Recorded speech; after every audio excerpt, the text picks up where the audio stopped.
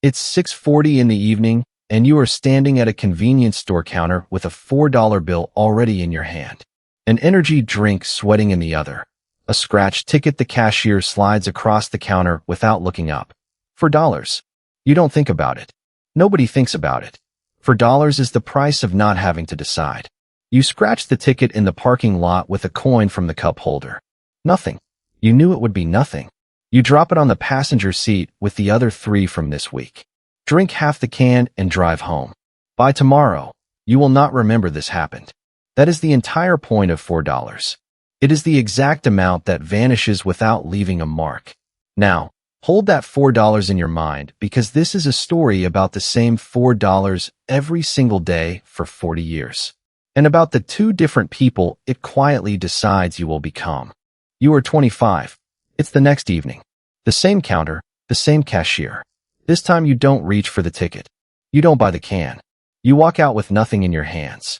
Sit in the car and open an app you downloaded the night before. You move $4 into an index fund. The whole market. One button, no opinion required. The screen says your balance is $4. It looks absurd. It looks like a child's bank account. So the $4 leaves before you can spend it on something with a wrapper.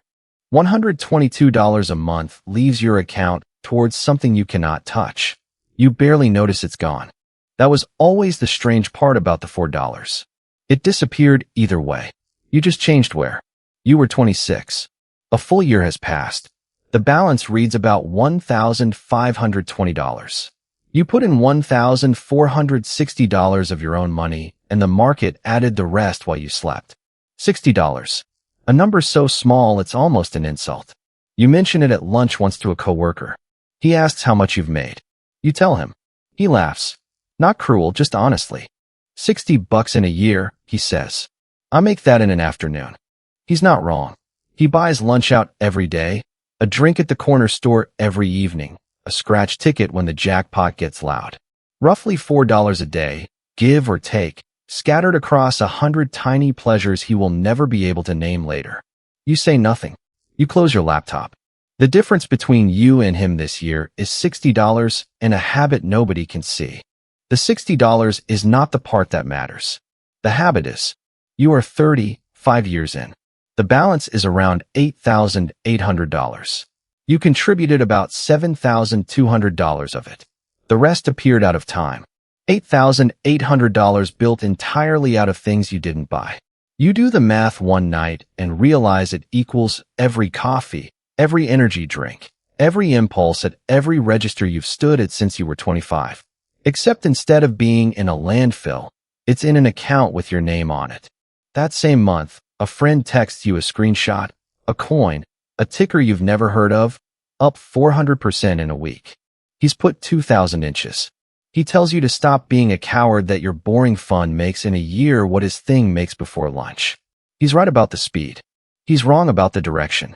You've seen this exact shape before on a counter, under a coin, in a parking lot. The promise that a small amount becomes a large amount instantly, with no time in between. That promise has a name where you grew up, and the name is a scratch ticket. You text back that you'll pass.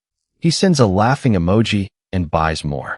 3 months later, the coin is down 90%, and he has stopped mentioning it. You keep doing the most boring thing a person can do with money. You keep being early to bed and slow to rich. You are 35, 10 years. The balance is roughly $22,240. You have put in $14,400 of your own dollars. The market has handed you almost $8,000 more for the crime of not flinching. Then the year goes bad. The whole market drops. Headlines use the word crash. Your balance falls by a third in a few weeks, more money lost on paper than you earned all year at your job. Your friend who sold everything at the bottom of the last one tells you he saw it coming, that he's in cash now, safe. You don't sell, but it's softer than that, quieter than a decision. You simply don't open the app. You let the number fall, and you keep the $122 going out the door every month, buying the same fund while it's cheaper than it's been in years. You are not brave. You are just bored enough to do nothing. And doing nothing turns out to be the rarest skill in finance. By the time everyone agrees it's safe to come back in, Your boring habit already bought the bottom nobody could see. You are 40. 15 years. The market came back the way it always has so far, and the balance is around $42,080. You have put in about $21,600 of your own. For the first time in your life, the account holds more money than you ever fed it. Read that twice because it's the moment the whole thing changes character. Up to now, you were pushing a stone uphill $4 at a time, and the hill barely moved. Now, the stone is rolling on its own, and your only job is to not stand in front of it. A coworker gets laid off that spring.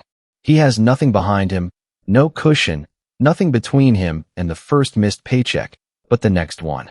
You have a number you've never touched and never planned to touch, sitting quietly in the background.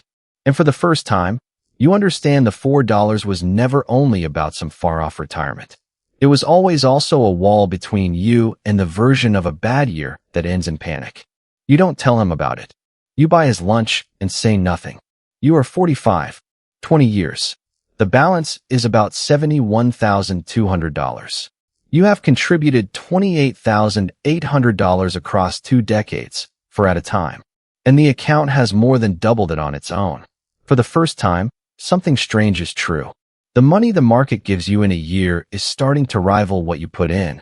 Your account has begun working a second job you never assigned it. You go to a reunion that summer. Someone pulls up in a car that costs more than you make in a year, least. Someone else talks loudly about a watch. You drive the same paid-off car you've had for 8 years. The one that owes you nothing. Your old coworker is there. The one who laughed at your $60. He still buys lunch out. He still buys the ticket. He asks half-joking if you ever did anything with that little app. You tell him you stuck with it. He asks how much is in there now. You tell him. The table goes quiet in a way you didn't ask for and don't enjoy. You change the subject. The $4 was never loud. It was the one thing in the room that never needed to be. You are 50, 25 years. The balance is around $115,200. You have contributed about $36,000 in total, and the account has tripled it without asking your permission. You read the headlines differently now.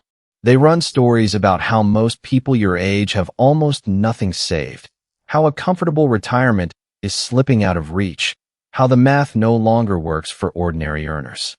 You are an ordinary earner. You did the same job as the people in those headlines, made roughly the same salary, paid the same rent, sat in the same traffic. Sit with the breakdown because it's the whole story in 3 figures. Of that $424,800, the amount you actually contributed $4 at a time every day for 4 decades is $58,400. The other $366,400 is growth.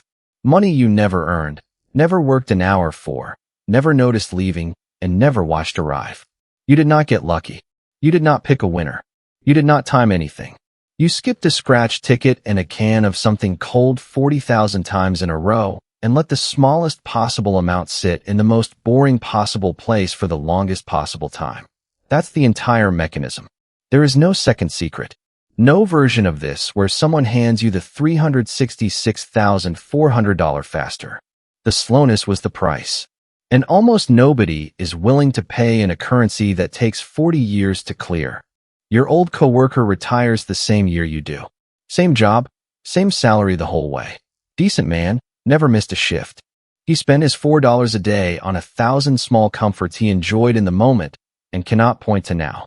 Over 40 years, his version of the $4 also added up to $58,400. The exact same money. He drank it, scratched it, ate it, tossed it on the passenger seat. You and he stood at the same counter, held the same $4 bill on the same evenings for 40 years. He has a lifetime of small pleasures and a pension. You have those same pleasures mostly, and also over $400,000 sitting behind your life like a second person who has been working the whole time. Nobody can point to the day the two of you split. There was no day. There were just 2 different answers to the same tiny question, asked again every evening until the answers stopped being choices and became 2 different lives. Somewhere right now it's 6:40 in the evening, and someone is standing at a convenience store counter with a $4 bill already in their hand. The energy drink, The scratch ticket the cashier slides over without looking up. They will scratch it in the parking lot with a coin from the cup holder, and it will be nothing. And they will already know it was going to be nothing. They are not doing anything wrong. $4 is nothing. That has always been the trap and the door at the same time. The $4 is too small to matter, which is exactly why almost no one keeps it, and exactly why it quietly decides everything for the few who do. You were never going to feel the $4 either way. You only ever got to choose what it was turning you into while you weren't paying attention.